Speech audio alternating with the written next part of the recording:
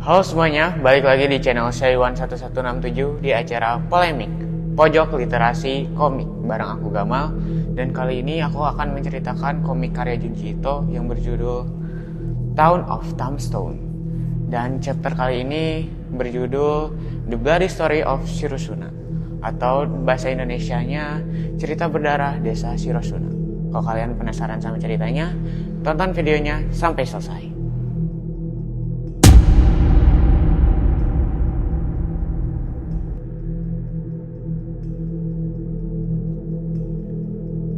Ceritanya berawal dari seorang dokter. Dokter itu bernama Furuhata. Dokter itu dipanggil dan diminta untuk menjadi dokter di klinik kecil di desa yang terpencil.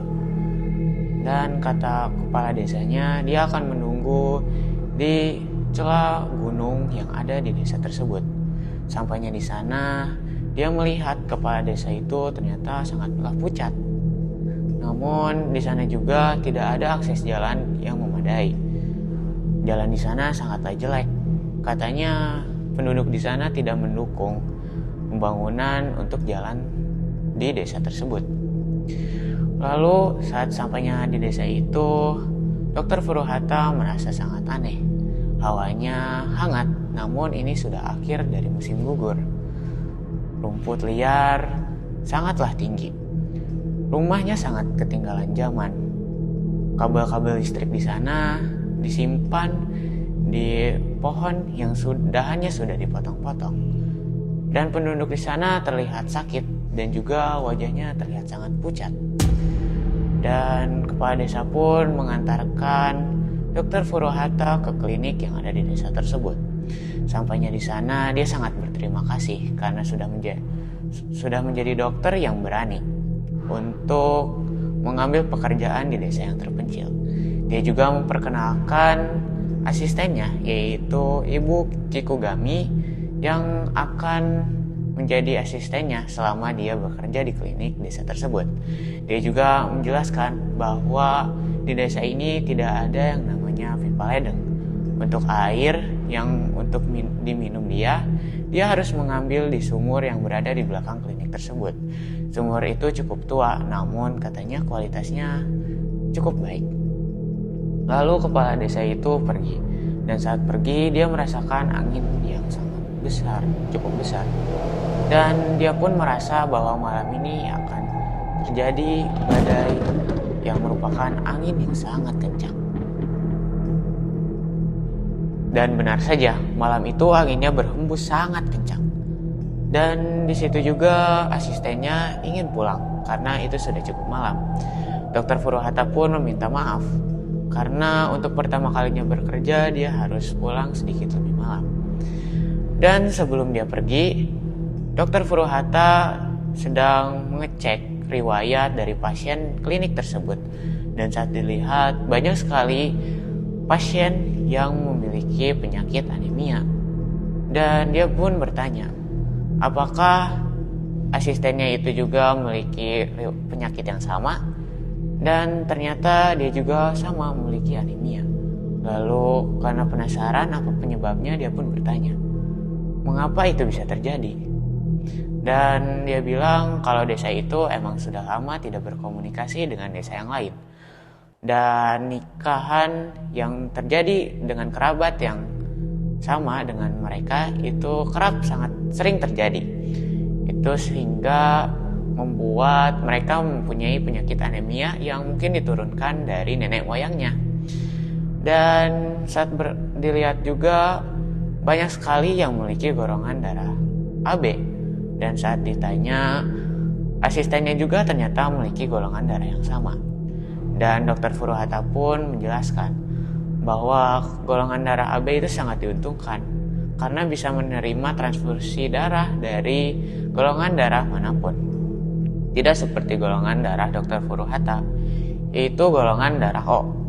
Itu hanya bisa dilakukan transfusi darah dengan golongan darah yang sejenis.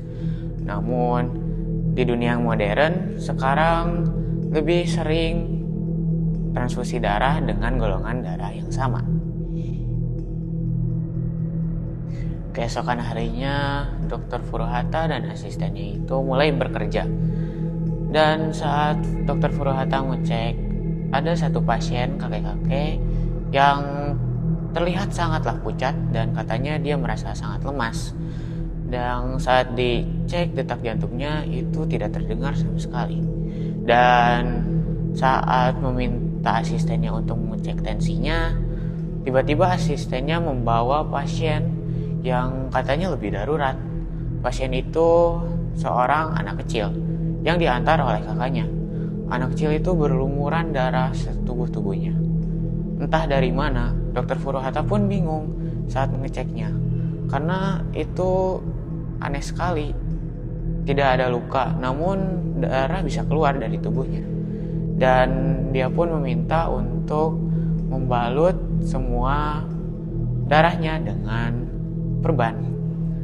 Namun Dr. Furuhata masih bingung dan bilang mungkin itu adalah penyakit atau mungkin sebuah kecelakaan. Namun asistennya pun menjelaskan bahwa itu sering terjadi di desa ini. Bahkan asistennya sendiri pun sering mengalami hal tersebut. Dan karena penasaran, dia pun meminta anak itu dan kakaknya untuk datang kembali esok hari. Dan saat Dr. Furuhata selesai jam kerjanya, dia pun sedang jalan-jalan di desa tersebut. Dan di sana entah kenapa di musim gugur banyak sekali nyamuk yang berkeliaran di sana. Dan saat jalan-jalan dia menemukan satu pohon yang tumbang. Mungkin itu karena badai semalam. Dan saat didekatin ternyata ada darah. Dia pikir itu darah dari anak kecil tersebut. Tapi bagaimana bisa anak kecil itu terselamatkan dari pohon yang jatuh sebesar itu. Dan saat didekati lagi, ada tumpukan darah yang berada di bawah dari pohon tersebut, alias bekas akarnya si pohon itu. Dia pun kebingungan dan merasa aneh. Dan malam itu juga Dr. Furuhata menelpon profesor untuk meneliti penyakit dan menerima sampel dari anak tersebut. Tanpa Dr. Furuhata sadari, kakaknya dari adik tersebut itu mendengar telepon dari Dr. Furuhata dan profesornya itu. Keesokan harinya yang datang bukanlah adiknya, melainkan kakaknya yang bernama Rio. Dia bilang adiknya sudah makan tadi pagi, jadinya dia harus menggantikan adiknya. Singkat cerita, 2 minggu telah berlalu dan Dr. Furuhata masih merasa aneh dengan desa itu. Dan si Rio ini sering kali mendatangi klinik tersebut. Dia setiap hari mengecek dan menanyakan apa hasil dari tes tersebut. Namun itu masih belum keluar. Dan si Rio suatu saat dia memiliki muka yang sangat cerah. Aneh sekali, katanya itu biasa terjadi oleh anak muda di desa itu. Karena anak muda memiliki pertumbuhan yang khusus, pemulihan yang lebih cepat dari orang lain. Dan dia bilang kalau muka pucatnya lebih baik dan merasa kalau wajahnya pucat dia merasa lebih cantik. Dan singkat cerita pun kerja dari si Dr. Furuhata pun selesai. Dan dia pun beristirahat di kamarnya, dan saat dia ingin tidur dia merasa ada yang aneh. Dia tidak bisa tidur dan merasakan haus. Oleh karena itu dia pun ke belakang untuk mengambil air dari sumur tua itu. Dan saat diminum, dia merasa aneh karena memiliki bau besi atau karat. Seakan-akan itu mencampur dengan darah dengan air yang diminum oleh dia. Dan karena dia sulit tidur, dia pun berjalan-jalan di sekitar desa tersebut. Dia pun masih merasa aneh dengan getaran tersebut. Dia pun masih bingung entah dari mana getaran itu berasal. Dan tiba-tiba gadis yang bernama Rio itu memanggil Dr. Furuhata. dan dia bilang dia ingin meminta ke sebuah kuil yang berada di desa itu. Dia pun diajak ke kuil tersebut dan dia menceritakan bahwa konon dulunya kuil itu mempersembahkan gadis yang diberikan kepada para dewa. Namun sekarang dia hanya dapat mengeluarkan darahnya untuk memohon ke para dewa. Dia pun langsung mencontohkan dan memohon sambil mengeluarkan darahnya dari tangan, memohon bahwa semoga dia bisa bersatu dengan Dr. Furuhata. Karena panik, Dr. Furuhata pun meminta untuk memberhentikannya karena peredaran darahnya itu keluar sangatlah banyak dari tangannya. Dia minta untuk memberhentikannya, namun tiba-tiba si gadis itu mengeluarkan banyak darah dari sekudur tubuhnya. Dan dia pun panik, bagaimana bisa? Darah yang keluar itu sangat banyak dan langsung diserap oleh tanah yang berada di kuil itu. Karena merasa aneh, dia pun membawa skop mungkin di kliniknya. Dan dia pun menggali dan ternyata terlihat ada pembuluh darah yang terkikis oleh sekopnya itu dan mengeluarkan darah. Dan dia pun penasaran dan mengambil sampel untuk meneliti apakah itu benar-benar darah manusia. Saat diteliti benar saja, itu adalah darah manusia. Bahkan golongan darahnya juga itu adalah AB. Dia pun menjadi tahu bahwa di kuil tersebut ada yang namanya peredaran darah di dalam bawah tanah. Keesokan harinya, Dr. Furuhata pun menghampiri kepala desa dan menceritakan apa yang terjadi semalam. Namun kepala desa mengabaikannya dan bilang itu hanyalah mimpi.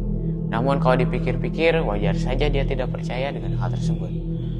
Namun saat dia berjalan-jalan, dia lagi-lagi melihat penduduk yang mengeluarkan banyak darah dan diserap dengan cepat di tanah yang dia lewati. Karena penasaran, dia pun langsung menggali. Dan ternyata benar saja. Sama seperti di kuil, ada peredaran darah di bawah tanah tersebut. Lalu penduduk yang melihatnya pun merasa kebingungan dan bilang kalau itu hanyalah akar pohon. Namun Dr. Furuhata berusaha untuk menjelaskan bahwa itu adalah peredaran darah. Dan tiba-tiba kepala desa pun datang dan bilang kalau itu hanyalah pipa air. Namun di sana gak ada yang namanya pipa air. Dan untuk membuktikan hal tersebut, Dr. Furuhata pun megang batu dan menancapkannya ke peredaran tersebut. Dan keluarlah banyak sekali darah dari peredaran itu. Dan tiba-tiba penduduk di sekitarnya pun mengeluarkan darah juga. Sepertinya karena kehilangan darah, peredaran darah itu menyerap darah dari penduduk yang ada di desa tersebut. Dia pun panik dan berlari. Dia ingin menjahit luka si peredaran darah itu.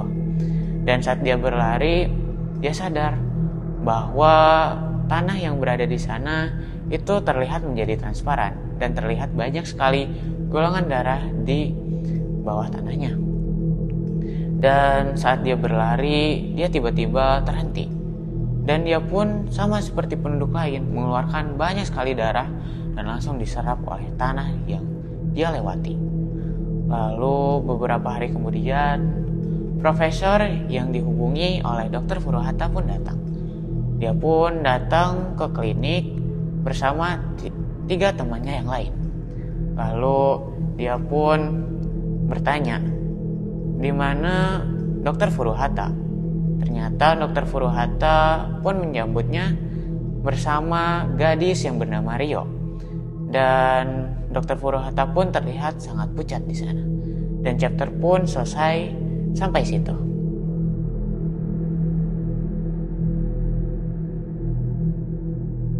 Nah, ceritanya sampai situ aja. Lagi-lagi Junji Ito memiliki cerita yang unik dan juga berdarah-darah.